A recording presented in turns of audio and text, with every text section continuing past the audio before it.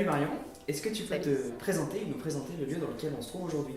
Alors, du coup, je m'appelle Marion Estaoyer et du coup, on est au sein du LFO, le lieu de fabrication ouvert de la friche Label de Mai. Est-ce que tu peux nous expliquer ce qu'on y fait dans ce lieu? Alors, du coup, c'est un atelier de fabrication, donc comme je l'ai dit un peu plus tôt, ouvert, qui permet justement de faire un multiple projet avec plusieurs types de machines et plusieurs types d'accompagnement.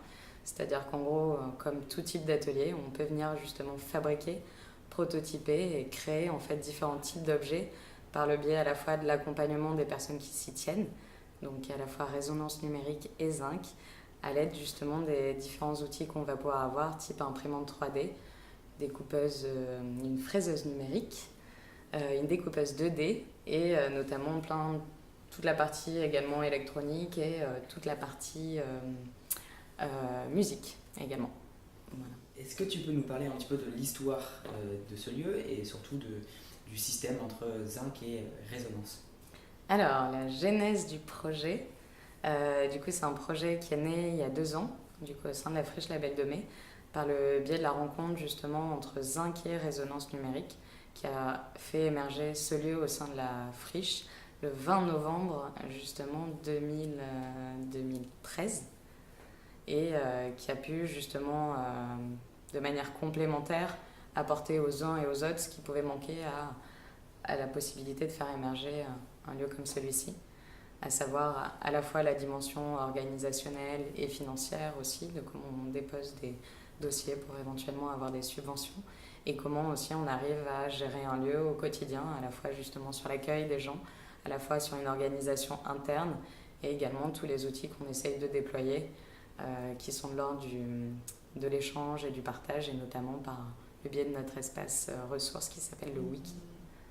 Voilà. Et quel est ton rôle, toi, au sein du LFO? Alors, moi je suis attachée de projet au sein du LFO. Du coup, ça consiste à faire pas mal de choses, parce que c'est un lieu polyvalent, donc généralement on est aussi polyvalent que le lieu.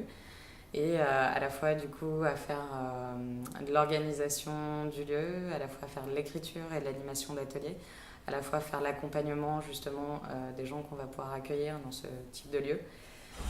Et également toute la partie aussi communication et très important également la partie documentation à la fois des machines, à la fois des ateliers qu'on mène et l'accompagnement auprès des gens pour le faire également.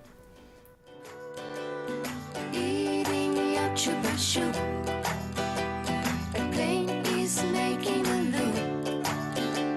The beavers are so cute. Et selon toi, comment les Fab Labs changent-ils la vie? Alors, comment les Fab Labs changent-ils la vie? Ils changent la vie, je pense, de manière déjà sociale, parce qu'avant même de venir peut-être créer des choses, on vient peut-être rencontrer des gens. Et ça, je pense que c'est une des premières forces de ce type de lieu, c'est d'avoir une espèce de cohésion sociale où on va pouvoir retrouver différents types de personnes, différents types de profils, à la fois professionnels mais humains et à la fois aussi social. Donc ça serait un premier changement, je dirais. Et après aussi d'avoir la possibilité, par le biais de ces outils, qui soient à la fois numériques, analogiques, mais humains aussi, de pouvoir faire émerger un peu, je dirais, tout type d'idées, qu'elles soient un peu folles, mais comment au final on arrive à faire en sorte que la technique soit au service des idées et des envies de chacun.